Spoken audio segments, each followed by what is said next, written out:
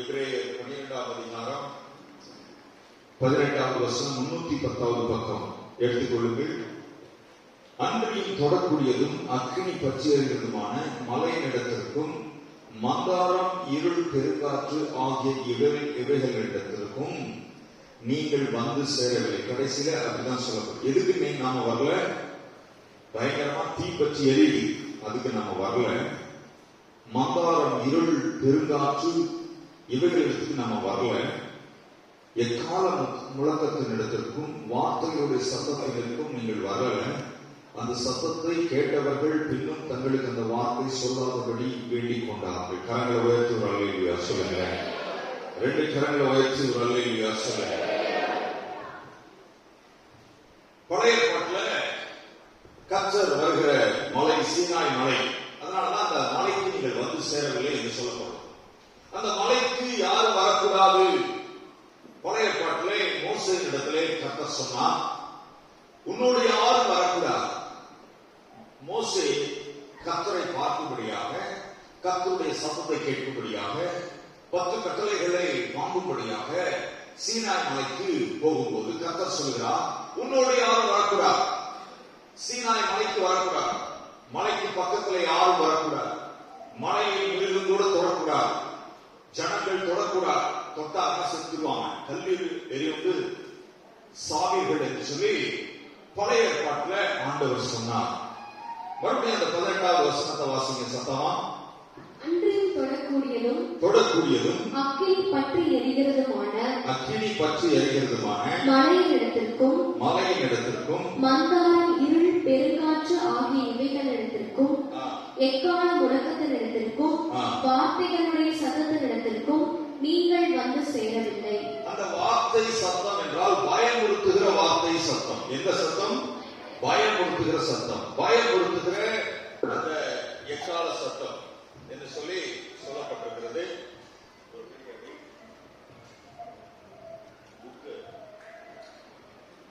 அன்பானவர்களே, ஏன் மலைக்கு வரக்கூடாதுன்னு சொன்னா, மலையை தொட்டா செத்துருவீங்க, எக்கால சத்தம் கேட்டா செத்துருவீங்க. ஆகவே யாரும் வரக்கூடாது, வர வேண்டாம் என்று சொல்லி கர்த்தர் சொன்னார்.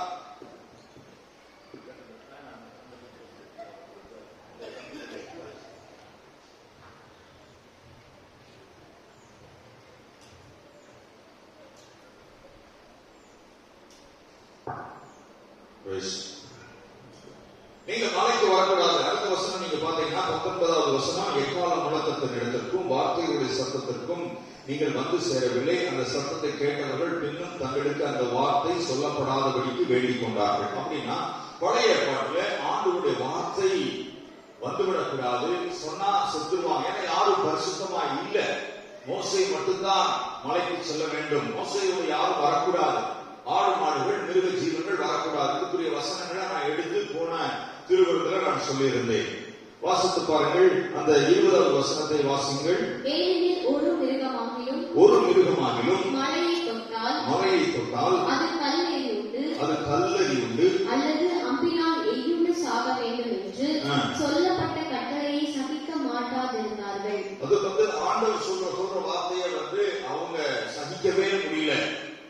ஏன்னா ஒரு மிருகம் கூட வந்துடக்கூடாது. தப்பித்தவரை ஒரு நாய் கூட வந்துடக்கூடாது. ஒரு பூனை கூட வந்துச்சுன்னா கல்லறி விட்டு செத்துரும். அந்த மலையை தொட்டா மனுஷனா இருந்தாலும் இதுதான் பிரச்சனை. அதனால பயந்தார்கள். தேவனை தேடுவதற்கு பயந்தார்கள். தேவனிடத்தில் நெருங்குவதற்கு பயந்தார்கள். மோசே மட்டும்தான் அந்த சீனாய் மலைக்கு சென்றான். கரங்களை உயர்த்தி ஒரு அல்லேலூயா சொல்லுங்க வரலாம். சரி, அடுத்த வசனத்தை வாசிங்க. 21வது வசனத்தை. மோசேயும் நான் மிகவும் பயந்து நடுங்குகிறேன் என்று சொல்லத்தக்கதாக அந்த காட்சி அவ்வளவு பயங்கரமாயிருந்தது. அந்த காட்சி அவ்வளவு மோசேயும் நான் மிகவும் பயந்து நடுங்குகிறேன் என்று சொல்லத்தக்கதாக அந்த மலை தீப்பற்றி எரிகிறது. அந்த மலையிலே கர்த்தர் இறங்குகிறார். அந்த மலைக்கு யாரும் வரக்கூடாது. மோசேயே பயந்தான். மேல கர்த்தர் வராரு. நான் செத்துருவனா, பயமா இருக்குது அப்படின்னு சொல்லி மோசே மிகவும் பயந்தான். சரி, அடுத்த வசனம். நீங்களோ சீயோன் மலையிடத்திற்கும் ஜீவனுள்ள தேவனுடைய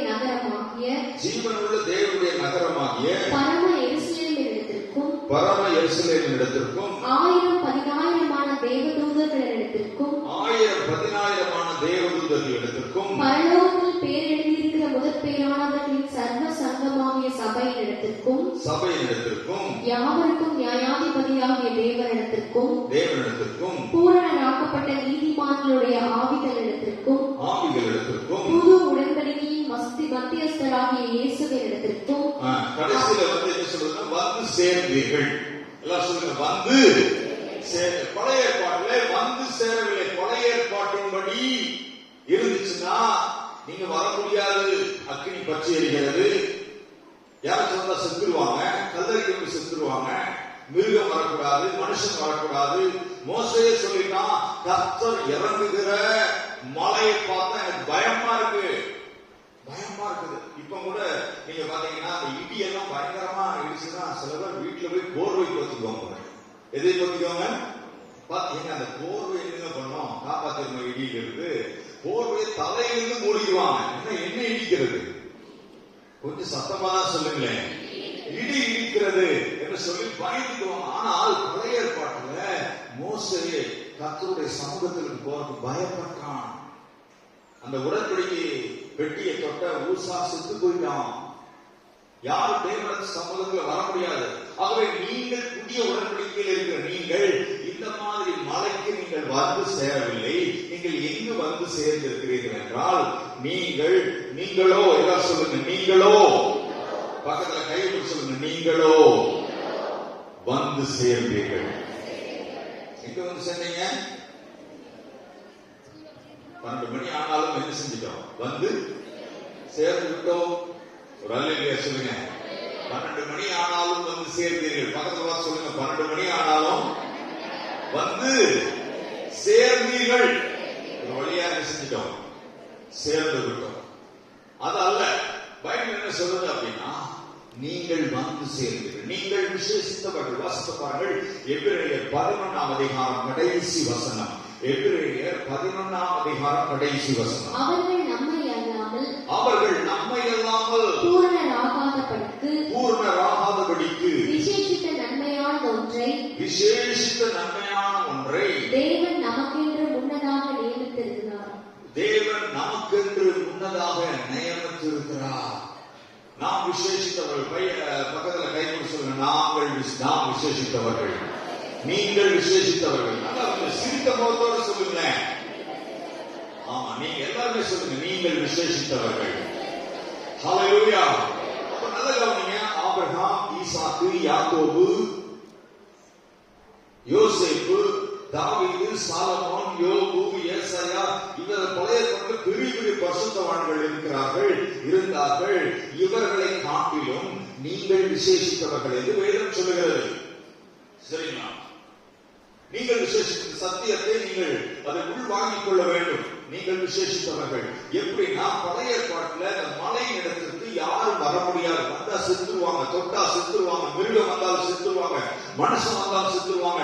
மோசையே பயந்துதான் கர்த்தருடைய சமூகத்திலே சென்று கொண்டிருந்தான். பயந்துதான் அந்த 10 கட்டளைகளை ஆண்டவருடைய சமூகத்திலே வாங்கினான் மோசேயானவன். ஆனால் புதிய ஏற்பாட்டிலே நீங்களோ, எல்லாம் சொல்லுங்க, நீங்களோ அப்படின்னு சொல்லும் போது உங்க கண்ணில் ஒரு வெளிச்சம். பக்கத்துல பார்த்து சொல்லுங்க, நீங்களோ சீயோன் மலையிடத்திற்கு வந்து சேர்ந்தீர்கள். அல்லேலூயா. சத்தமா அல்லேலூயா சொல்லுங்களேன். சீனாய் மலைக்கு வர முடியாது. சீனாய் மலை என்பது நியாயப்பிரமாணத்தின் காலம். அது மோசே சென்ற இடம். அது 10 கட்டளைகள் வாங்கின இடம். சீனாய் மலை. ஜனங்கள் போக முடியல. மோசே கூட யாருமே போக முடியல. ஆரோன் கூட போக முடியல. மோசே கூட மிருகங்கள் நெருங்க முடியல. மோசையை பயந்து 40 நாட்கள் போய் அந்த சீனாய் மலையிலே சாப்பிடல, தண்ணி குடிக்கல. 40 நாள் உபவாசம் இருந்து அந்த 10 கட்டளைகளை ஆண்டவரிடத்திலிருந்து பெற்றுக் கொண்டு வந்தான். கரங்களை உயர்த்தும் அல்லேலூயா. அந்த மாதிரி இன்னைக்கு இருந்துச்சுன்னா ஒருத்தருமே உயிரோடு இருக்க மாட்டாங்க, ஆண்டவர் தவிர. அல்லேலூயா. அப்படி இருக்கிற சில பேர் அப்படித்தான் கூட பரவாயில்லைங்க, இந்த உலகத்துல இருந்து என்ன பண்ற அப்படின்னு நினைக்கிறவங்க இருக்கிறாங்க. ஒரு அல்லேலூயா சொல்லுங்களேன். நீங்களோ சீயோன் மலையிடத்திற்கு வந்து சேர்ந்தீர்கள். சீயோன் மலை என்பது ஒரு விசேஷமான நகரம். சீயோன் மலை வசித்து பாருங்கள். 48வது சங்கீதம் 1வது 2வது வசனங்கள் சீயோன் மலை குறித்து நாம் வாசிக்கிறோம். கர்த்தர் பெரியவர், அவர் நமது தேவனுடைய நகரத்திலும் தமது பரிசுத்த பர்வதத்திலும் மிகவும் துதிக்கப்படத்தக்கவர். வட திசையிலுள்ள சீயோன் பர்வதம். கர்த்தர் பெரியவர், அவர் நமது தேவனுடைய நகரத்திலும் தமது பரிசுத்த பர்வதத்திலும் மிகவும் துதிக்கப்படத்தக்கவர். மிகவும் துதிக்கப்படத்தக்கவர். ஒரு அல்லேலூயா சொல்லுங்க. 2வது வசனம். வட திசையிலுள்ள சீயோன் பர்வதம். வட திசையிலுள்ள சீயோன் பர்வதம் வடிவமான ஸ்தானமும் சர்வ பூமியின் மகிழ்ச்சியுமாயிருக்கிறது. அதுவே மகாராஜாவின் நகரம். அல்லேலூயா. அப்போ நாம் சீனாய் மலைக்கு வந்து சேரவில்லை, சீயோன் மலைக்கு வந்திருக்கிறோம். ஜயன் இங்கிலீஷ்ல பாத்தீங்கன்னா ZION ஜயன். அதனால நிறைய இடத்துல ஜயன் சர்ச் அப்படின்பாங்க, சியோன் சபை அப்படின்பாங்க, அல்லது சியோன் அப்படின்னு சொல்லி பேர் வைப்பாங்க. அன்றாடவர்களே, நீங்களோ சீயோன் மலையிடத்திற்கு வந்து சேர்ந்தீர்கள் என்று சொல்லி வேதம் சொல்கிறது. இந்த சீயோன் மலை என்பது என்ன? வாசித்து பாருங்கள். 65வது சங்கீதம் 1வது வசனம். 65வது சங்கீதம் 1வது வசனம். தேவனே, சீயோனில் உமக்காக துதியானது அமைந்து காத்திருக்கிறது.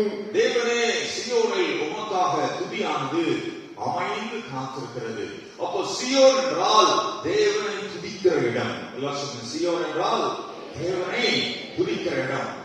ஆனா சீனாய் மலைக்கு யாரும் போக முடியவில்லை. ஆனால் சீயோன் மலைக்கு நாம் வந்திருக்கிறோம். ஏன் வந்திருக்கிறோம் என்றால், ஆண்டவராகிய இயேசு கிறிஸ்து கல்வாரி சிலுவையிலே சிந்தின ரத்தம் தான் இதற்கு காரணம். கரங்களை உயர்த்தி அல்லேலூயா சொல்லுங்க. நாம் சீயோன் மலைக்கு வந்து சேர்ந்துட்டோம். எல்லாம் சொல்லுங்க, நெஞ்சு மேல கை வைத்து எல்லாருமே சொல்லுங்க, நாம் சீயோன் மலைக்கு வந்து சேர்ந்திருக்கிறோம். அல்லேலூயா. ராசனூருக்கு போயிருக்கிறேன், குன்னூருக்கு போயிருக்கிறேன், அப்புறம் ஊட்டி மலைக்கு போயிருக்கிறேன், சீயோன் மலைக்கு போனதில்லை அப்படின்னு சொல்லி மாம்ச கண்கள்ல பாக்குறது. நம்ம இதெல்லாமே ஆவிக்குரிய அர்த்தம். என்ன அர்த்தம் பாருங்க? ஆவிக்குரிய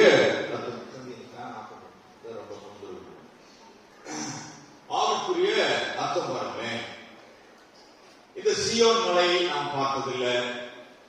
ஒருவேளை சீனாய் மலை வந்து இஸ்ரவேல் நாட்டுக்கு போனா வேணா நம்ம பார்க்கலாம். இயேசுவை நம்ம பார்க்கல, பரிசுத்த ஆவியானவரை நம்ம பார்க்கல, பிதாவாகிய தேவனை நம்ம பார்க்கல, இயேசுவின் ரத்தத்தை பார்க்கல. ஆனா எல்லாமே விசுவாசத்திலே நாம் வாழ்ந்து கொண்டிருக்கிறோம். கரங்களை உயர்த்தி அல்லேலூயா சொல்லுங்க. எதுல வாழ்ந்து கொண்டிருக்கிறோம்? விசுவாசத்திலே. அப்ப பைபிள் சொல்லியிருக்கிறது, நீங்க சீயோன் மலைக்கு வந்து சேர்ந்தீர்கள். ஒரு கம்பெனிக்குள்ள நீங்க போயிட்டீங்கன்னு வச்சுங்களேன், அந்த கம்பெனிக்குள்ள போனா நீங்க இஷ்டம் போல நடக்க முடியும், டான்ஸ் ஆட முடியும், சாப்பிட முடியும், டீ குடிக்க முடியுமா? சொல்லுங்க. ஹலோ சொல்லுங்க. முடியுமா முடியாதா? ஏன்னா அந்த கம்பெனிக்கு ஒரு ரூல்ஸ் இருக்குது. என்ன செய்யணும்? ஆமா, கரெக்ட் டைமுக்கு வரணுக்குள்ள பஞ்சிங் மிஷின். அந்த பஞ்சிங்ல எத்தனை மணிக்கு வரோங்கிறது அதுல தெரிஞ்சது. யாரும் லேட்டா வர முடியாது. லேட்டா வந்தா அந்த பஞ்சிங்ல விழுந்துடும். அதான் ஒரு கம்பெனிக்குள்ள போனீங்கன்னா அந்த ரூல்ஸுக்கு கட்டுப்பட்டுறோம். அதே மாதிரி கர்த்தர் சொல்லி, நீங்கள் எல்லாருமே சீயோன் மலைக்கு வந்துட்டீங்க. சீயோன் மலையில என்ன இருக்குது?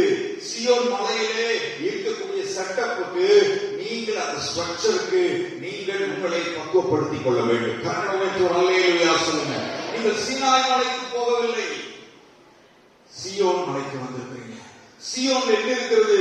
சீயோனிலே துதியானது உமக்கு அமைந்து காத்திருக்கிறது. கரங்களை உயர்த்தி அல்லேலூயா சொல்லுங்க. இப்ப வாசித்து பாருங்க. 48வது சங்கீதம் 2வது வசனம். வட திசையில் உள்ள சீயோன் பர்வதம் வடிப்பம். ரொம்ப அழகா இருக்குமா? எப்படி இருக்குமா? ரொம்ப ரொம்ப அழகா. வடிப்பமான ஸ்தானமும் சர்வ பூமி, உலகத்தில் இருக்கிற அத்தனை பேருக்கு ஒரு மகிழ்ச்சியான இடம் சீயோன். மகிழ்ச்சியமா இருக்கிறது. அது மட்டுமே மகாராஜாவின் நகரம்.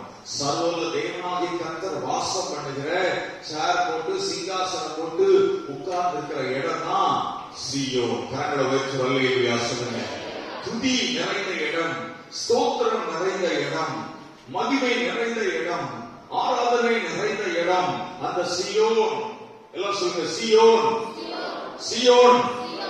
சீயோனுக்கு செல்வோம், சீயோனுக்கு செல்வோம், சீயோனுக்கு செல்வோம், அது தேவ நகரம்.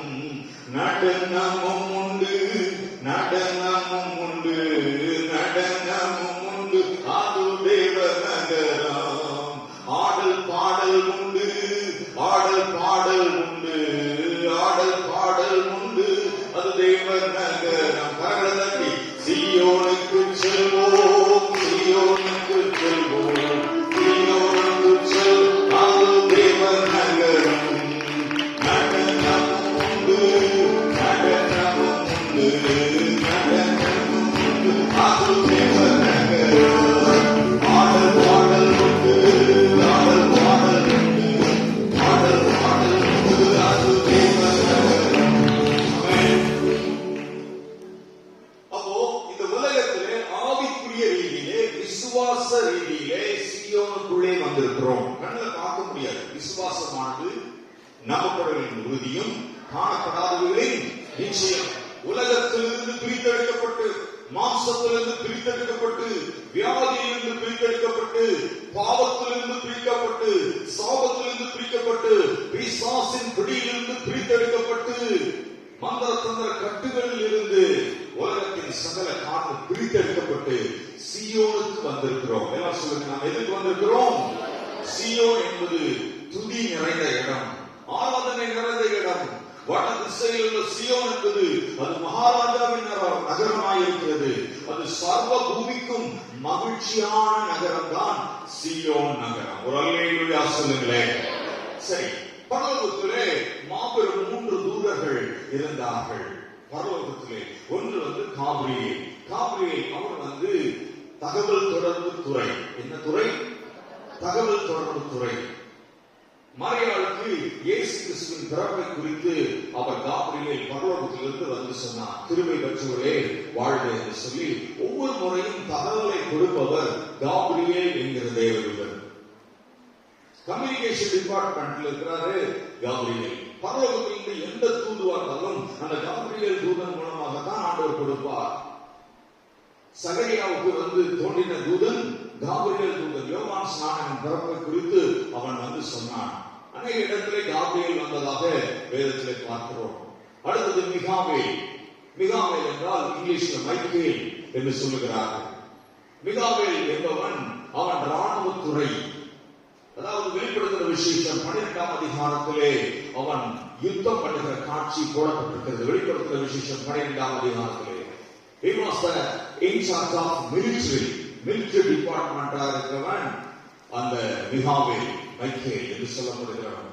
பூமியிலே எங்கெல்லாம் யுத்தம் உண்டாகிறதோ, சபிக்கப்பட்ட சத்துருவோடு கூட போராட யுத்தம் பண்ண வருகிறவன் இந்த மிகாவேல். அன்பானவர்களே, மூன்றாவதாக இருந்தது லூசிபர். எல்லாம் சொல்லுங்க, லூசிபர். இந்த லூசிபர்ங்கிறவன் யார் அப்படின்னா, அவன் தேவனை துதிப்பதற்கு துதிக்கக்கூடிய தூதர்களை வைத்து துதியை நடத்தக்கூடிய, ஆராதனை நடத்தக்கூடிய தலைவன் லூசிபர். நல்ல கவனிச்சுங்க, ஆராதனை நடத்துகிற தலைவன் தான் இந்த லூசிபர்.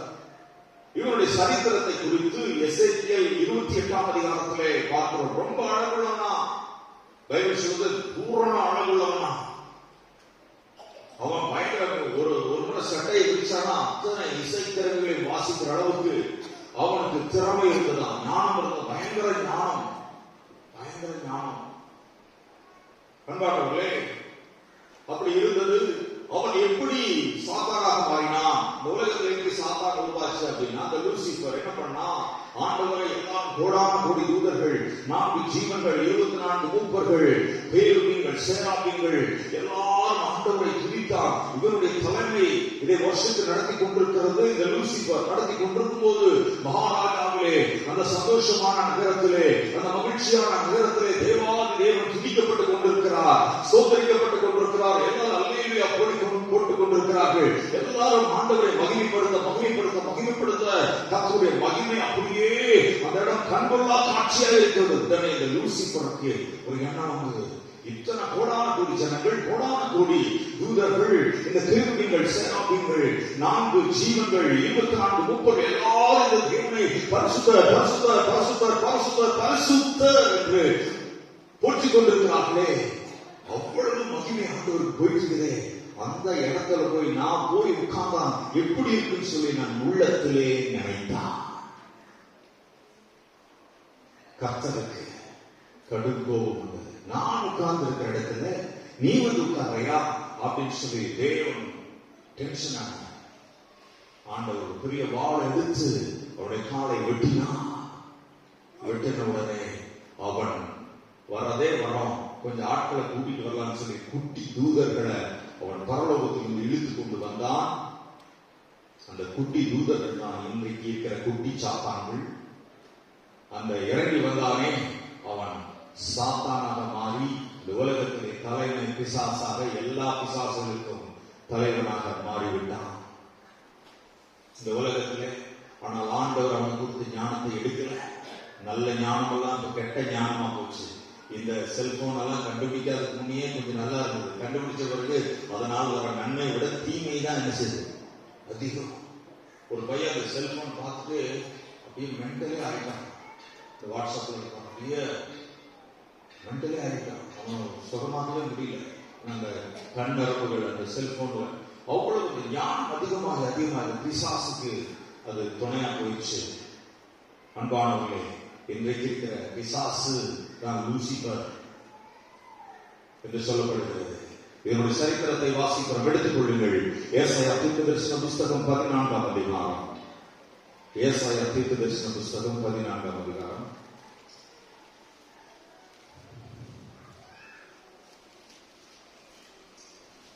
எடுத்துறீங்களா? ஏசாயா 14ஆம் அதிகாரம் 11வது வசனத்திலிருந்து சத்தமா வாசிங்க. உன் ஆடம்பரமும் உன் வாத்தியங்களின் முழக்கமும் பாதாளத்தில் தள்ளுண்டு போயிற்று. புழுக்களே உன் படுக்கை, பூச்சிகளே உன் போர்வை. அவன் ஆடம்பரமா இருந்தான். பரலோகத்துல பயங்கர ஜெகஜாண்டிக் ஃபிகர் அப்படிங்கிறாங்கல்ல, பயங்கர மினுமினு பயங்கரமா இருப்பான். உன் ஆடம்பரமும் உன் வாக்கியங்களின் முழக்கம்னா அவ்வளோ இசைக்கருவிகளை வாசித்து ஆண்டவரை மகிமைப்படுத்தி கொண்டிருந்த அந்த லூசிபர் என்னாச்சு பாருங்க. பைபிள் சொல்லுது, உன் ஆடம்பரமும் வாக்கியங்களின் முழக்கமும் பாதாளத்தில் தள்ளுண்டு போயிற்று. புழுக்களே உன் படுக்கை, பூச்சிகளே உன் போர்வை. இன்னைக்கு நரகம் இருக்கிறது தெரியுமா? இயேசுவை சொந்த ரட்சகராக ஏற்றுக்கொள்ளாதவங்க நரகத்திலே தள்ளப்படுவார்கள். அவருடைய நாமத்தின் மேல் விசுவாசம் உள்ளவர்களாக அவரை ஏற்றுக்கொண்டவர்கள் எத்தனை பேர்களோ அத்தனை பேர்களும் தேவனுடைய பிள்ளைகள். அவரை விசுவாசியாதவன் எவனோ அவன் ஆக்கினைக்குள்ளாக தீர்க்கப்படுவான். கரங்களை உயர்த்துவார்கள். இன்றைக்கு இயேசுவை ஏற்றுக்கொள்ளாதவங்க யாரா இருந்தாலும் சரி, இந்தியாவில் இருந்தாலும் சரி, அமெரிக்காவில் ஆப்பிரிக்காவில் இருந்தாலும் சரி, அவர்கள் தயிர் பள்ளத்தில் இருந்தாலும் சரி, யாரா இருந்தாலும் சரி, இயேசுவை ஏற்றுக்கொள்ளாத, இயேசுவை சொந்த ரட்சகராக ஏற்றுக்கொள்ளாதவர்கள் நரகத்திலே தள்ளப்படுவார்கள் என்று பைபிள் சொல்கிறது. இயேசுவை ஆண்டவர் விசுவாசியாதவனோ ஆக்கினைக்குள்ளாக தீர்க்கப்படுவான். அவருடைய தேவன் தம்முடைய ஒரே பேரான குமாரனை விசுவாசிக்கிறவன் எவனோ அவங்க கெட்டு போகாமல் நித்திய ஜீவனை அடையும்படி இவ்வளவாய் உலகத்தில் அன்பு கூர்ந்தார். அல்லேலூயா. அப்போ இந்த பிசாசுக்கு என்று ஒரு இடத்தை தேவன் வைத்திருக்கிறார். மனிதர்கள் என்று தேவன் வைக்கவில்லை, பிசாசுக்கு என்று. அதான் நரகம். பிசாசுக்கு உங்களுடைய தூதர்களுக்கும் வச்சிருக்கிறார். ஆனா இயேசுவை ஏற்றுக்கொள்ள, இயேசு எனக்கு வேண்டாம், இயேசுவை நான் விட்டு விலகி விடுகிறேன், பாவத்துக்கு போறேன், நான் பரிசுத்தத்தை விட்டு. இன்னைக்கு சங்கீதம் கேட்டீங்களா, எருசலேமில் இருந்து எரிகாவுக்கு போனா அந்த மாதிரி இயேசு வேண்டாம், இயேசுவின் ரத்தம் எனக்கு வேண்டாம், பைபிள் நீங்க வச்சுக்கணும், பைபிளை திருப்பி கொடுக்கிறவங்க, இயேசுவின் ரத்தத்தை மறுதளிக்கிறவங்க, இந்த திருவிழுந்து வேண்டாம், சபை வேண்டாம் போகிறவர்களுக்கு நரகம் திறந்து வைத்திருக்கிறது. தனது கரங்களை, தன்னுடைய கதவை திறந்து வைத்திருக்கிறது. அது அங்கதான் பூச்சிகளே பாருங்க, புழுக்களே படுக்கை. நரகத்தை பற்றி சொல்லக்கூடாது, ஏன்னா சில பேர் பயப்படுவாங்க. ஆனா சொல்ல வேண்டியது இருக்கு. இயேசுவை ஏற்றுக்கொள்ளலைன்னா அதுக்கு நரகம் காத்துக் கொண்டிருக்கிறது என்பதை நான் சொல்லாமல் இருக்க முடியாது. அங்கே பாருங்க, நரகத்துல நீங்க பாத்தீங்கன்னா புழுக்களே உட்படுக்க. இன்னைக்கெல்லாம் நம்ம பெட்டு போடுறோம், கடல் போடுறோம், அல்லது தர அல்லது பாய். ஆனா நரகத்துல படுக்கிறது புழுக்கள் மேலதான் படுக்கணுமா. பூச்சிகள் தான் கடிச்சிட்டு சாகவே சாகலாம். அக்னி கந்தகம் எரிஞ்சிட்டா இருந்தாலும் ஒரு புழு சாகாது. அல்லேலூயா. சில நேரத்துல கணவன் மட்டன் வாங்கி வந்துடுவாங்க, போடுவாங்க 5 விசில் 6 விசில் 10 விசில் விட்டாலும் கூட என்ன செய்ய மாட்டேங்க, வேகவே மாட்டேங்குது. இவங்க கூட எக்ஸ்ட்ரா ஒரு கண்டக்டர் விசில் வாங்கி ஊதுனாலும் கூட என்ன செய்யுது, வேக மாட்டேங்குது. அந்த மாதிரி புழுக்கள் கூட சாகலாம். நரகத்துல புழுக்கள் சாகாது. இயேசுவை ஏற்றுக்கொள்ள பின்மாறி போறவங்களுக்கு இதுதான் தண்டனை. இயேசு வேண்டாம், இயேசு ரட்சகர் வேண்டாம் என்று நரகம் கண்டுபிடித்திருக்கிறார்கள். சைபீரியாவில் உங்களுக்கு தெரியும், நான் ஏற்கனவே சொல்லியிருக்கிறேன். விஞ்ஞானிகள் எல்லாம் சேர்ந்து 9 மைல் தூரத்துக்கு அவர்கள் என்ன பண்ணாங்கன்னா போர் போட்டாங்க. என்ன பண்ணாங்க, போர் வச்சுனாங்களே. இங்க எவ்வளவு போடுவோம், 200 அடி 300 அடி 500 900 1000 அடி வரைக்கும் போடுறது பார்ப்போம். அவங்க போட்ட போர் 9 மைல். 9 மைல் போர் போட்டு திடீர்னு என்னாச்சுன்னா அந்த பாறை பொத்துச்சான். வேகமா அந்த ராடு கீழே போகலாம். போய் அங்க பார்த்தா ஒரு மாதிரியான அக்னி கந்தக புகை வெளிவருதான். அப்புறம் என்ன செய்ய, பவர்ஃபுல் மைக்ரோஃபோன்னா ரொம்ப சக்தி வாய்ந்த மைக் இருக்குல்ல, இந்த மைக் இங்க போய் ஜாயிண்ட் ஆகுது. அப்போ அந்த கீழே அந்த மைக்கை தொங்க விட்டு அந்த மைக்கை ஸ்பீக்கரை வச்சு கேட்டா உலகத்தின் பல வாசிகளே ஐயோ ஐயோ ஐயோ ஐயோ என்று அழகிற சத்தம் கேட்குதான். அதை கண்டுபிடிச்சா அந்த ஆடியோ கூட நான் வச்சிருந்தேன். நரகத்தினுடைய சத்தம். நம்ம பரலோகத்தை பத்தி தானே பேசுறோம், இதை பத்தி அதிகமா பேசக்கூடாது என்பதற்காக நான் பேசுறது இல்லை. ஆனா நரகம் இருக்கிறது. அப்போ ஐயோ ஐயோ என்று சொல்லி அப்புறம் அழற சத்தம் அது கேட்டுக்கொண்டு இருந்துச்சு. சில அதை கண்டுபிடித்த அநேகருக்கு பைத்தியம் முடிச்சிருச்சான். இப்படி ஒரு சவுண்ட் கேட்குது அப்படின்னு. அப்பதான் கண்டுபிடிச்சா கீழே நரகம் இருக்கிறது.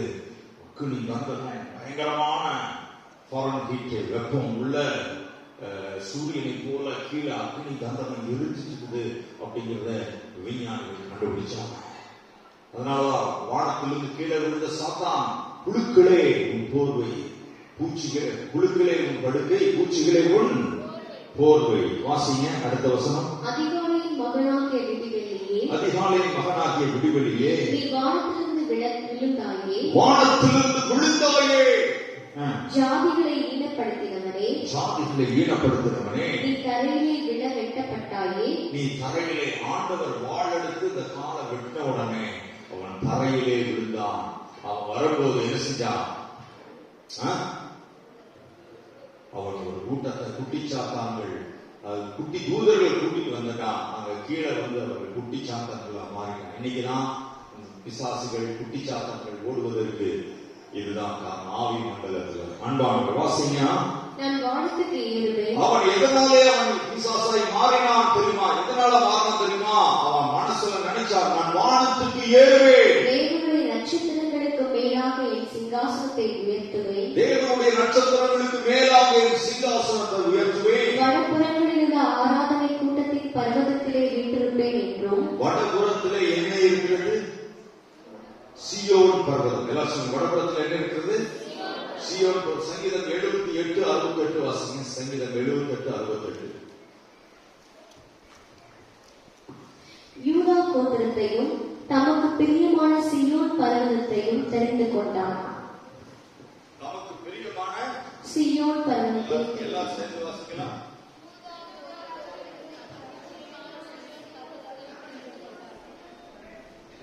நல்லா கவனிங்க. ஆண்டவர் பரலோகத்திலே ஒரு விசேஷமான இடத்தை வச்சிருக்கிறார். பிரியமான இடம், கொண்டாடுகிற இடம், சோதரிக்கப்படுகிற இடம், ஆராதிக்கப்படுகிற இடம். அதான் சீயோன். அதான் வட திசையில் உள்ள சீயோன் பர்வதம். வாசித்து பாருங்கள். 48 வசனம். வடதிசையில் உள்ள சீயோன் பர்வதம், வடதிசையில் உள்ள சீயோன் பர்வதம் வடிவமான ஸ்தானமும் சர்வ பூமியின் மகிழ்ச்சியுமாய் இருக்கிறது. சர்வ பூமி. அப்போ இவன் என்ன பண்ணிட்டான்? இந்த வானத்திலிருந்து கீழே விழுவதற்கு முன்பாக அவன் மனசுல என்ன நினைச்சான்னா, நான் வானத்துக்கு ஏறுவேன், நட்சத்திரங்களுக்கு மேலாக என்னுடைய சிங்காசனத்தை உயர்த்துவேன். நட்சத்திரங்களுக்கு மேலான ஆண்டவர் ஈக்குவலா வடபுறங்களில் ஆராதனை கூட்டத்தின் பர்வதத்திலே நான் வீற்றிருப்பேன். அப்படின்னா கர்த்தருக்கு பதிலா நான் போய் உட்காருவேன் அப்படின்னு இருதயத்திலே நினைச்சான். வாசிங்க அடுத்த வசனம். நான் மேகங்களுக்கு மேலாக உன்னதங்களில் ஏறுவேன், நான் மேகங்களுக்கு மேலாக உன்னதங்களில் ஏறுவேன், உன்னதமானவருக்கு ஒப்பாவேன் என்றும் நீ உன் இருதயத்தில் சொன்னாயே.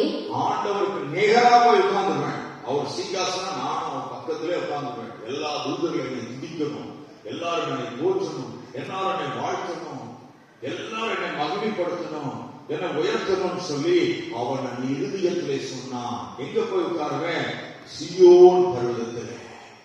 துதிகள் நிறைந்த, ஆராதனை நிறைந்த, ஸ்தோத்திரங்கள் நிறைந்த அந்த இடத்துல நான் போய் உட்காருவேன்னு சொல்லி அந்த பொல்லாத எண்ணம் அந்த லூசிபருக்கு வந்தது. அவன் நினைக்கிற வரைக்கும் அவன் நல்ல தூதன் தான், லூசிபர் நல்ல தூதன் தான். அந்த எண்ணத்தை அவன் நினைத்த உடனே அடுத்தது வாசிங்கம்மா. ஆனாலும் நீ அகாதமான பாதாளத்திலே தள்ளுண்டு போனாய், ஆனாலும் நீ அகாதமான பாதாளத்திலே தள்ளுண்டு போனாய். வாசித்து பார்த்தீங்கன்னா இந்த 12வது வசனம் என்ன சொல்லுகிறது?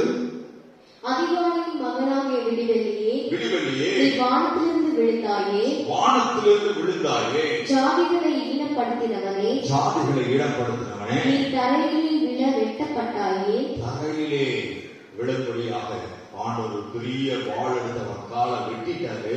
வெட்டினதிலிருந்து அவன் கீழே விழுந்து சாத்தானா மாறினான். இன்றைக்கு அவன் உலகத்திலே தலைமை பிசாசாக ஜனங்களை கெடுத்துக் கொண்டிருக்கிறான். ஆனா வடக்கு செய்த சீயோன் பர்வதம் எனது வடிவமான ஸ்தானம், கர்த்தர் துதிக்கப்படத்தக்க ஒரு இடமாக இருக்கிறது, ஆராதிக்கப்படத்தக்க இடமாக இருக்கிறது. கரங்களை சொல்லுங்களேன். அன்பானவர்களே, ஆண்டவர் உங்களை எங்கு கொண்டு வந்திருக்கிறார்? கர்த்தரை துதிக்கிற சீயோன் பர்வதத்திற்கு உங்களை என்னையும் ஆண்டவர் கொண்டு வந்திருக்கிறார். கரங்களை அல்லேலூயா. ஆனால் பழைய ஏற்பாட்டிலே சீனாய் மலைக்கு யாரும் செல்ல முடியவில்லை. மோசே மட்டும் சென்றான். போனவர்கள் அழிந்தார்கள், கல்லறைந்து செத்தார்கள், மிருகம் கொலை செய்யப்பட்டது. பழைய ஏற்பாட்டில் இதே தான் இந்த ஆவி ஆத்மா சரீரத்தையும் இந்த பரிசுத்த ஸ்தலம், அதாவது வெளிப்பிரகாரம் பரிசுத்த ஸ்தலம், மகா பரிசுத்த ஸ்தலம், இதை நான் ஒப்பிட்டு நான் சொல்ல போகிறேன். அன்பானவர்களே, மோசேயின் காலத்திலே ஆண்டவர் சொன்னார், ஜனங்கள் தேவனை ஆராதிக்கும்படியாக ஆசரிப்பு கூடாரத்தை ஏற்படுத்து. எதை ஏற்படுத்து? ஆசரிப்பு கூடாரம். அந்த ஆசரிப்பு கூடாரத்தில் 3 பகுதிகள் இருப்பாங்க. 3 பகுதிகள். சரியா? தம்பி 3 தம்பிமார்கள் வாங்கப்பா. 3 தம்பிமார்கள் சீக்கிரம் வாங்க.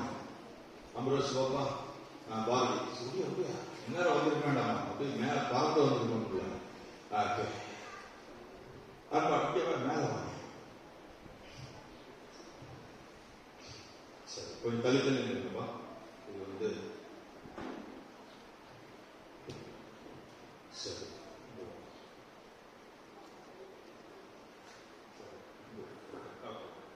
நல்லா இது ஒரு பெரிய ஒரு நீளமா இருக்கும், சர்ச்சு மாதிரி ஒரு நீளமா இருக்கும். இது தடுத்திருக்கும், இதுவும் தடுத்திருக்கும். 3 பகுதிகள். பழைய ஏற்பாட்டில் மோசே செய்த ஆசரிப்பு கூடாரம். இது வெளிப்பிரகாரம். இந்த வெளிப்பிரகாரத்திலே ஜனங்கள், இஸ்ரவேல் ஜனங்கள் எல்லாம் நிற்பார்கள். இஸ்ரவேல் ஜனங்கள் எல்லாம் நிற்கிற அளவுக்கு பெரிய இடம் வெளிப்பிரகாரம். என்னது? வெளிப்பிரகாரம். இந்த இடம் பார்த்தீங்கன்னா இது பரிசுத்த ஸ்தலம். என்னது? பரிசுத்த ஸ்தலம். இந்த இடம் பார்த்தீங்கன்னா மகா பரிசுத்த ஸ்தலம். அன்பானவர்களே, இந்த வெளிப்பிரகாரத்திலே ஜனங்கள் நிற்பார்கள். அங்கே பலி செலுத்துவதற்காக காத்துக் கொண்டிருப்பார்கள். வெளிப்பிரகாரத்திலே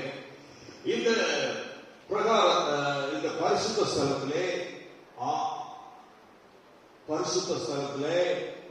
ஆசாரியன், அங்க பிரதான ஆசாரியன் வருவார். இங்க ஆசாரியன், அங்க ஜனங்கள், பொது ஜனங்கள் அங்க, இங்கே ஆசாரியர்கள் நிற்பார்கள். ஆசாரியர் பரிசுத்த ஸ்தலத்திலே.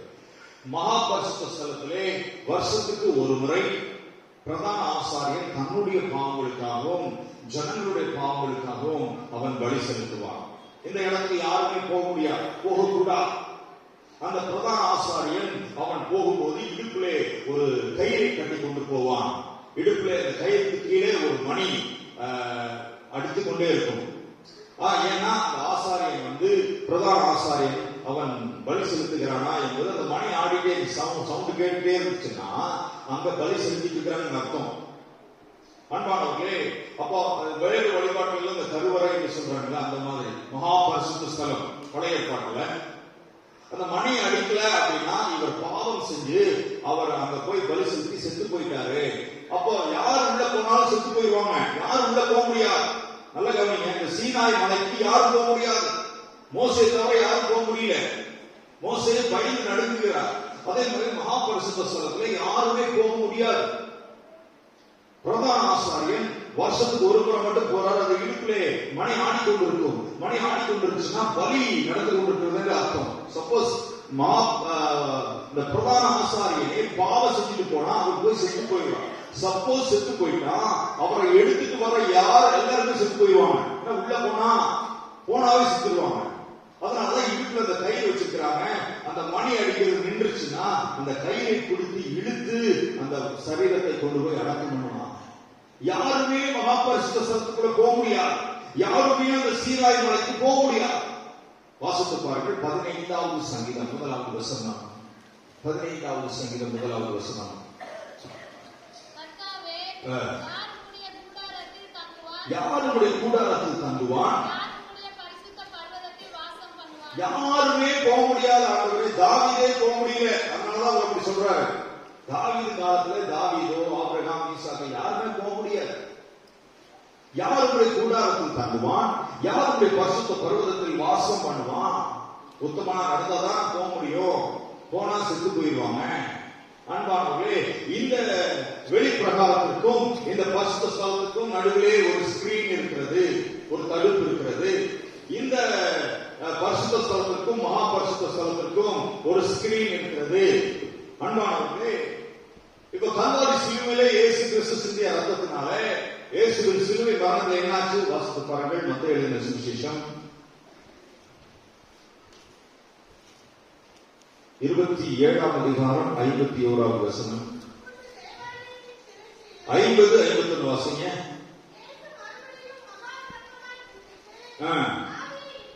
இயேசு மறுபடியும் மகா சத்தமாய் கூப்பிட்டு ஆவியை விட்டார்.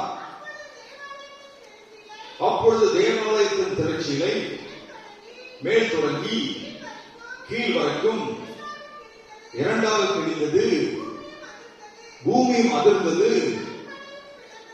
நல்ல கவனிங்க, ஆண்டவராகிய இயேசு கிறிஸ்து கல்வாரி சிலுவையிலே ரத்தம் சிந்தி அவர் மரித்த உடனே தேவாலயத்தின் திரைச்சீலை, அதாவது பரிசுத்த ஸ்தலத்திற்கும் மகா பரிசுத்த ஸ்தலத்திற்கும் நடுவே உள்ள தேவாலயத்தின் திரைச்சீலை ரெண்டாக மேலிருந்து கீழ் வரைக்கும் கிழிந்தது. இல்லைன்னா மனுஷன் கிழிச்சான்னு சொல்லிடுவாங்க, கீழிருந்து கிழிச்சான்னு சொல்லுவாங்க என்பதற்காக தேவனே செய்தார். இயேசு கிறிஸ்து கல்வாரி சிலுவையிலே தன்னுடைய ரத்தம் அனைத்தையும் சிந்த வைக்கப்பட்டவர்கள் உயிர் விட்ட உடனே மேலிருந்து கீழ் வரைக்கும் தேவாலயத்தின் திரைச்சீலை இரண்டாக கிழிந்தது. கரங்களை பலமாய் தட்டுவோம். யாருமே போக முடியாத மகா பரிசுத்த ஸ்தலம், யாருமே சென்று பலி செலுத்த முடியாத மகா பரிசுத்த ஸ்தலம், யார் போனாலும் செத்து போயிடுவாங்க.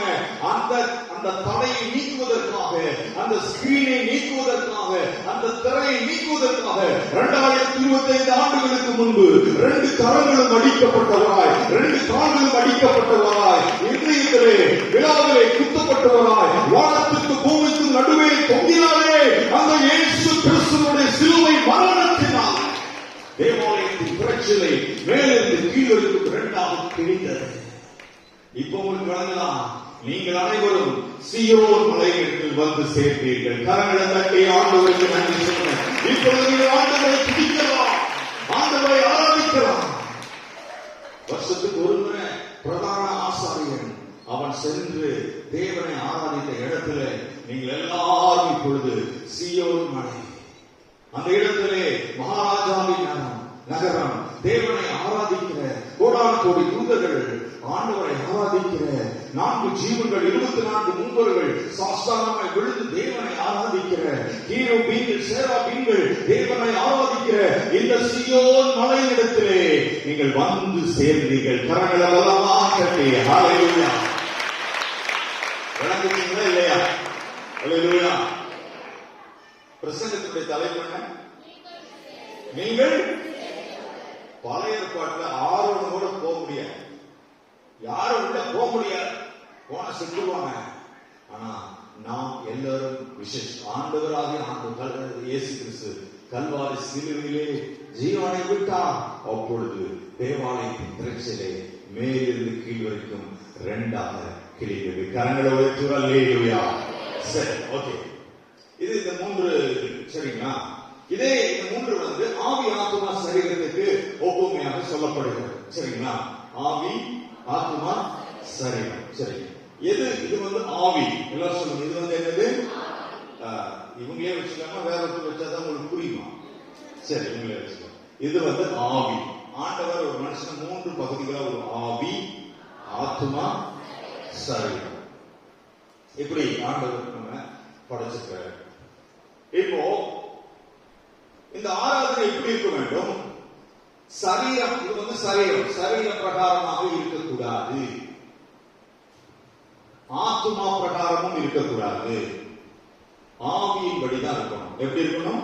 ஆவி. ஏனென்றால் தேவன் ஆவியா இருக்கிறார், அவரை தொழுது கொள்கிறவர்கள் ஆவியோடும் உண்மையோடும்.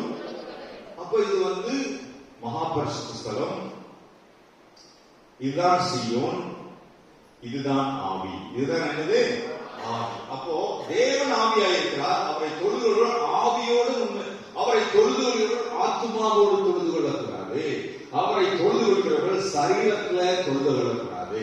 விளங்குறப்போ அல்லேலூயா சொல்லுங்க பார்க்கலாம். சரீரத்துல தொழுது கொள்வது என்பது எப்படி அப்படின்னா, சரீரத்தை வருத்திக் கொள்வது. எப்படி? நான் பாருங்களேன், அப்படியே சாட்டை எடுத்து அடி அடிச்சு அதன் மூலம் தேவனை காண்பேன் என்றால் தேவனை காண முடியாது. இல்லை, நெருப்பு போடுங்க. இந்த சரீரம் ஃபுல்லா நான் நெருப்புலயே நடந்து இந்த சரீரத்தை ஒண்ணுமில்லாம பண்ணி தேவனை முடியாது. தேவன் ஆவியா இருக்கிறார், நாமும் ஆவியா இருக்கிறோம். அவரை தொழுது கொள்கிறவர்கள் ஆவியோடும் உண்மையோடும் தொழுது கொள்ள வேண்டும். விளங்குறவங்க அல்லேலூயா சொல்லுங்க. விளங்குறதா இல்லையா? சரீர பிரகாரமான ஆராதனையை தேவன் ஏற்றுக்கொள்வதில்லை. அப்படின்னா என்ன அர்த்தம்னா, சரீரத்தை ஒடுக்குவது. சில பேர் என்ன செய்வாங்கன்னா, நான் பாருங்க இந்த சரீரத்தை கத்தி எடுத்து வெட்டிக்கிறேன், இதெல்லாம் எடுபடாது, போட்டு கீழே உருண்டு மேல் படிக்கிறதுக்கு கீழ் படிக்கிறது உருண்டுட்டே வர்றேன். இந்த வேலையெல்லாம் ஆண்டுக்காக சரீர பிரகாரமாக தேவன் இல்லை. தேவன் ஆவியா இருக்கிறார், அவர் சீயோன் பர்வதத்திலே துதிக்கப்படத்தக்கவராய் இருக்கிறார். நல்லா கவனிச்சுங்க. அப்போ இந்த சரீர பிரகாரமான ஆராதனை, இப்ப நான் ஒரு வாட்ஸ்அப்ல ஒரு காரியத்தை பார்த்தேன். அதாவது ஏதோ 2 கட்டடங்க நல்லா நெருங்கி 2 கட்டடம், சரிங்களா? அதுல என்ன ஒரு கட்டுப்பாடுன்னா, அந்த 2 கட்டடத்துக்கு நடுவுல ஒட்டம்ப நெருக்கி கஷ்டப்பட்டு அந்த பக்கம் போயிடும் சகோதரிமா.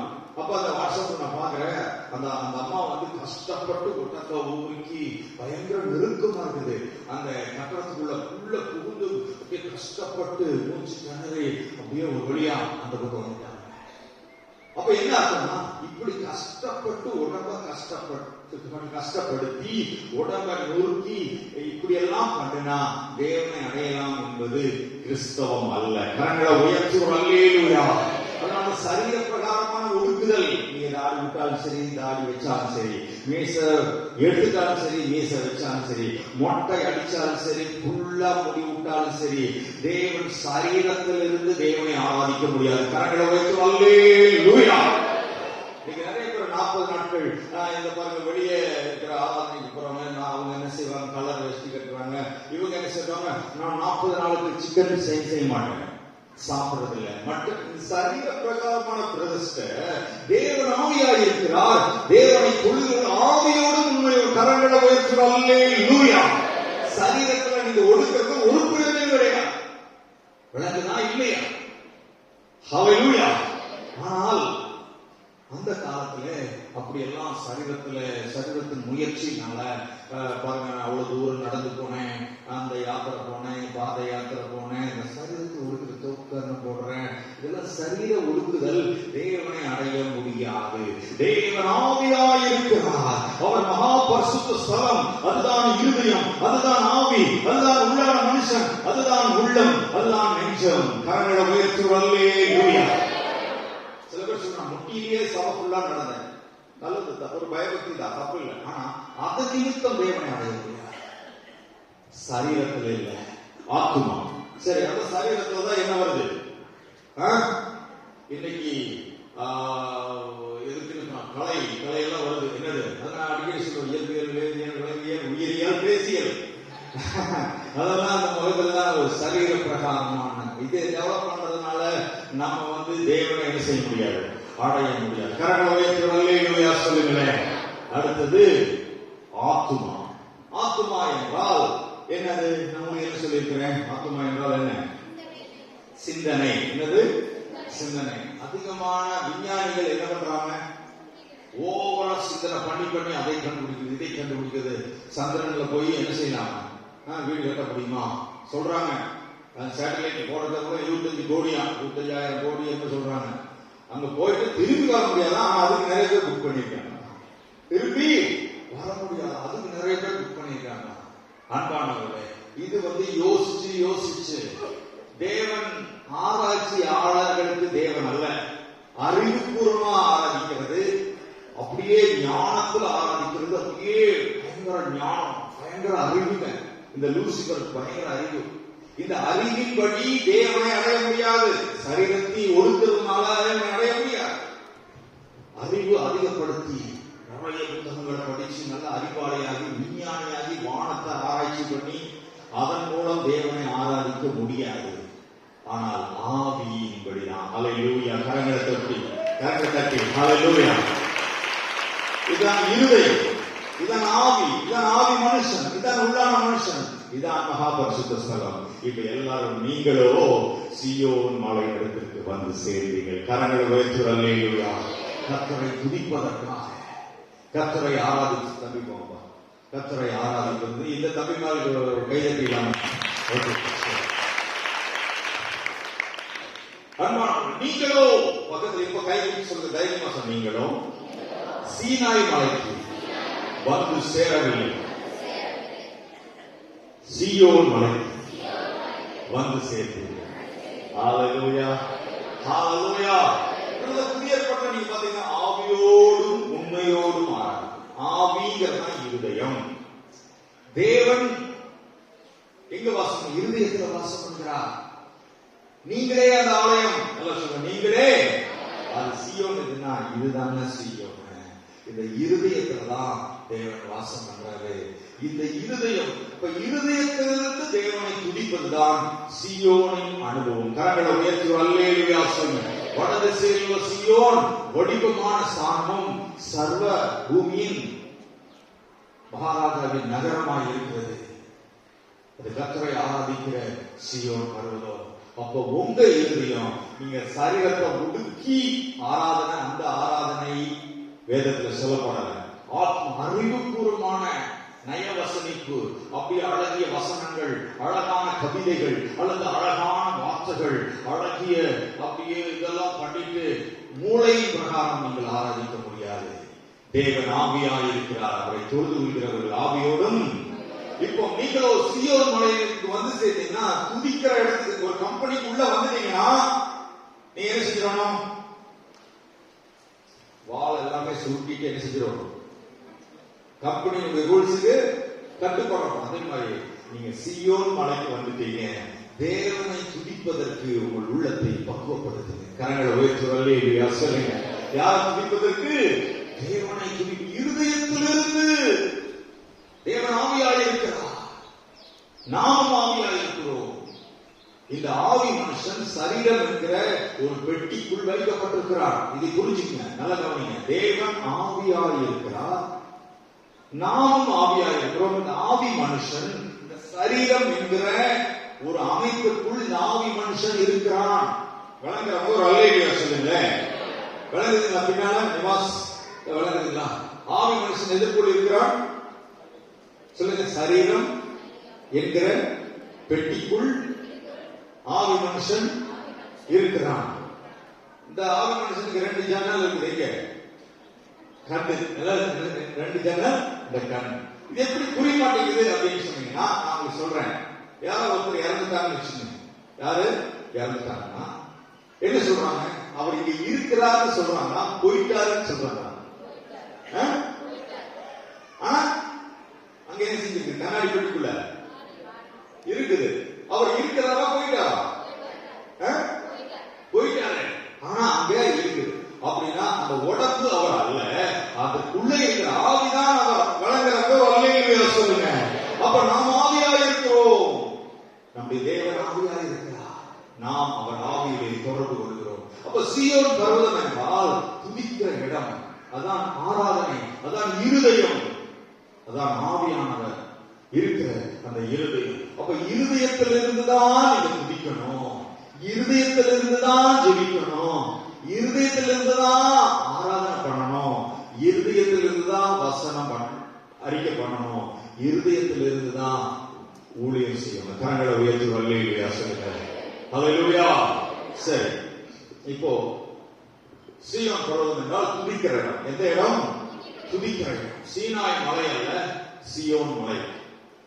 கர்த்தரை துதிக்க உங்களுக்கு எந்த கட்டுப்பாடு இல்லை. நீங்க விரும்பினா மணிக்கணக்கில் கர்த்தரை துதிக்கலாம். ஆனா பழைய பாட்டு அப்படி இல்லை. ஆபிரகாம் நினைச்சாலும் சரி, ஈசாக்கு யாரும் மகாபரிசுத்தத்துக்குள்ள போக முடியாது. அதுக்காக பிரதிஷ்டை பண்ணப்பட்டவங்க போக முடியும். ஆனா நீங்க நினைச்சா எந்த நேரத்திலும் உள்ளத்தின் ஆழத்திலிருந்து ஆண்டவருக்கு சோதரன் சோதரன் சோதரன் சோதரன் சொல்லி ஒரு 5000 சோதரம் சொல்லலாம் சொல்லி பிளான் பண்ணீங்கன்னா உங்களை யாருமே தடுக்க போறதில்லை. ஒரு அல்லேலூயா. நீங்களோ சீயோன் மலையிடத்துக்கு வந்து சேர்ந்தீர்கள். கரங்களை வைத்து அல்லேலூயா சொல்லுங்க. எதுக்கு வந்து சேர்ந்தீங்க? ஒரு கம்பெனிக்குள்ள போயிட்டு அந்த கம்பெனியோட ரூல்ஸ் கட்டுப்பட்டுறோம். அதனால ஐயோ என்னால துதிக்க முடியலீங்க, பைபிள் அடிச்சாவே தூக்கம் வருதுங்க, ஜெபம் பண்ணாவே அந்த வேலையில இருக்கக்கூடாது. துதிக்க ஆரம்பிச்சிருங்க, ஸ்தோத்திரம் பண்ண ஆரம்பிச்சிருங்க. ஏனோக்கு துதித்தான் துதித்தான் துதித்து கொண்டே இருந்தான். ஆண்டவர் பார்த்தாரு, நீ பூலோகத்துல இருக்க வேண்டிய ஆள் கிடையாது அப்படின்னு அப்படியே துதிட்டாருங்க. கையை உயர்த்தி அல்லேலூயா சொல்லுங்களேன். மோசே ஆண்டவரை துதித்துக் கொண்டே இருந்தான், தேவனோடு சஞ்சரித்துக் கொண்டே இருந்தான். அப்படின்னா ஆதியாகமம் 8ஆம் அதிகாரத்தில் வாசிக்கிறோம். தேவனோடு சஞ்சரித்துக் கொண்டே துதித்துக் கொண்டே இருந்தான். ஆண்டவர் பூமியை பார்த்தார், உலகத்தில் அத்தனை அடிச்சாரு. துதித்துக் கொண்டிருந்த அந்த நோவாவை ஆண்டவர் நோவாவுடைய மனைவி, அவருடைய 3 பிள்ளைகள், அவருடைய மருமக்கள் 8 பேரை மட்டும் உயிரோட வச்சுட்டு அத்தனை பேரையும் தேவன் அழித்து விட்டார். கரங்களை உயர்த்தி அல்லேலூயா அல்லேலூயா. துதி உங்களுடைய வாழ்க்கையை உயர்த்து. சீயோன் மலைக்கு வந்தவர்கள் துதிக்காம இருக்காது. நாம துதி ஆராதனை தொடர்பாளத்தில் இருக்கிறோம், சத்தியில இருக்கிறோம். அங்க துதிக்கணும், வீட்டிலேயே துதிங்க. ஆனா துதிக்கணும். விசேஷமா சர்ச்சுக்கு வந்தா அவங்களுக்கு துதிக்கிறது எந்த ஒரு பிரச்சனை இருக்காது. பல மணி நேரம் துதிக்கலாம். இந்த மழை பெய்யும் போது ரொம்ப லேசா மழை பெஞ்சதுன்னா அதுக்கு என்ன சொல்லுவாங்க? அதை விட லேசா மழை பெய்ஞ்சா என்ன துளின்னு சொல்லுவாங்க? எல்லாம் சொல்லுங்க. கொசு துளி மாதிரி நீங்க துதிக்க கூடாது. எப்படி? சில பேரு ஆண்டவரே இந்த அப்பத்தை ஆசீசுவின் நாமத்தில் பிதாவே. என்னங்க கொடுமை, தலையில் 2 பொட்டு வச்சு உங்களையாவது ஜெபிக்க சொல்றது. ஜெபம் ஆரம்பிக்கும் போதே முடிக்கிறாங்க. எப்படி? என்ன ஒரு சுருக்கமான ஜெபம் பண்ணுவாங்க. ஆண்டவர் பெருக்கமா எவ்வளவு விவரம் பாருங்க, எவ்வளவு ஞானம். அல்லேலூயா. பெருக்கமா ஜெபம் இருக்கக்கூடாதா? அல்லேலூயா. அன்பானவர்களே, நல்ல ஸ்தோத்திரம் பண்ண உட்கார்ந்து ஒரு 1/2 மணி நேரத்துக்கு வெறும் ஸ்தோத்திரத்தை மட்டும் சொல்லுங்க. ஒண்ணுமே தெரியாது, ஆண்டவர் துதிக்கவே தெரியாது, ஒண்ணுமே தேவையில்லைங்க. ஸ்தோத்திரம் ஸ்தோத்திரம் ஸ்தோத்திரம் 1 மணி நேரத்துக்கு மட்டும் சொல்லி பாருங்க. அப்படியே நீங்க வேற ஒரு மண்டலத்துக்கு போயிருந்தீங்க. ஸ்தோத்திரத்தை நிறுத்தவே முடியாது. அன்பானவர்களே, அப்படிதான் ஏனோக்கு ஸ்தோத்திரம் ஸ்தோத்திரம் ஸ்தோத்திரம் சொல்லி பரலோகத்துக்கு போயிட்டான். அவ்வளவு மகிமையான சூழ்நிலை. உங்களுக்கு ஏதாவது வாழ்க்கையிலே தீர்க்கப்படாத பிரச்சனை இருக்குதா? உட்கார்ந்து ஒரு மணி நேரம் வெறும் ஸ்தோத்திரம். நீங்களோ சீயோன் மலையிடத்துக்கு வந்திருக்கிறீங்க. பழைய பாட்டில் இந்த கிருபை இல்லைங்க. அவர்கள் யாருமே மகாபரிசுத்த ஸ்தலத்துக்குள்ள போக முடியாது. அவர்கள் அந்த இருதயம் என்கிற அந்த அனுபவம் அவர்களுக்கு இல்லை. அவர்கள் பரிசுத்த ஸ்தலத்துக்கு கூட போக முடியாது. வெளிப்பிரகாரத்திலே தான் நின்றோம். சீனாய் மலைக்கு யாருமே பக்கத்துல வர முடியல. அன்பானவர்களே, அவர்களுக்கு இல்லாத ஒரு சாக்கியத்தை ஆண்டவர் நமக்கு கொடுத்திருக்கிறார். எவ்வளவு நேரம் துடிங்க. ஆனா என்ன பிரச்சனையோடு நம்ம நிறைய இருக்கிறோம்ல. எத்தனை பேர் நம்ம பிரச்சனையோடு இருக்கணும். நான் ஆண்டவருக்கு துதி செலுத்த போறேன். பாஸ்டர் எனக்கு டைம் இல்ல. நான் உங்களுக்கு ஒரு டைம் செலுத்தட்டுமா? டெய்லி பயங்கர வேலை. எத்தனை மணிக்கு படுக்கிறீங்க? 10 மணி. ஓகே. எத்தனை மணிக்கு எழுந்திருக்கிறீங்க? காலையில 5 மணி. சரி, உங்களுக்கு 10 to 12 உங்களுக்கு நான் டைம் தரேன். எந்த டைம்? தூங்க மாட்டாங்க. 2 வயசு தூங்க மாட்டாங்க. அதுதான் விஷயம். அல்லேலூயா. 10 to 12 வெறும் ஸ்தோத்திரம் மட்டும் பண்ணி பாருங்க. உங்க கடன் மாறுதா இல்லையா? பிரச்சனையோடு வாழாது, போராட்டத்தோடு வாழாது, வியாதியோடு வாழாது. ஆண்டவர் ஆபிரகாமை பார்த்து சொன்னாரு, 100வது வயசு. சாராளுக்கு எத்தனாவது வயசு? சாராளுக்கு 90 வயசு. ஆபிரகாமுக்கு 100 வயசு. ஆண்டவர் பாரு, நட்சத்திரத்தை பாரு சொன்னார். என்ன முடியுமா? என்ன முடியல. கருக்கரை மணல பாரு, என்ன முடியுமா? முடியல. உனக்கு நான் என்ன செய்யறேன்? என்ன செய்ய? நட்சத்திரங்களை போல பிள்ளைகளை, கடற்கரை மணலை போல பிள்ளைகளை தருவேன் சொன்னார். கொடுத்தாரா இல்லையா? கொடுத்தார். முதல் யாரை கொடுத்தார் ஆண்டவர்? சொல்லுங்களே, யாரை கொடுத்தார்? ஈசாக்க கொடுத்தார். ஈசாக்க கொடுத்துட்டு என்ன பண்ணாரு பாருங்க. ஆதியாகமம் 22ஆம் அதிகாரம் 1ஆம் வசனம் 2ஆம் வசனம். ஆதியாகமம் 22ஆம் அதிகாரம் 1-2. இந்த காரியங்கள் நடந்த பின்பு தேவன் ஆபிரகாமை சோதித்தார்.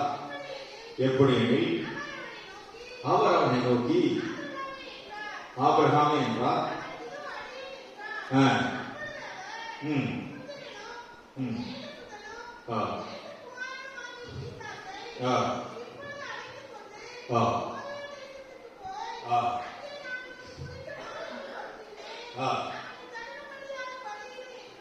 நல்ல கவனிங்க.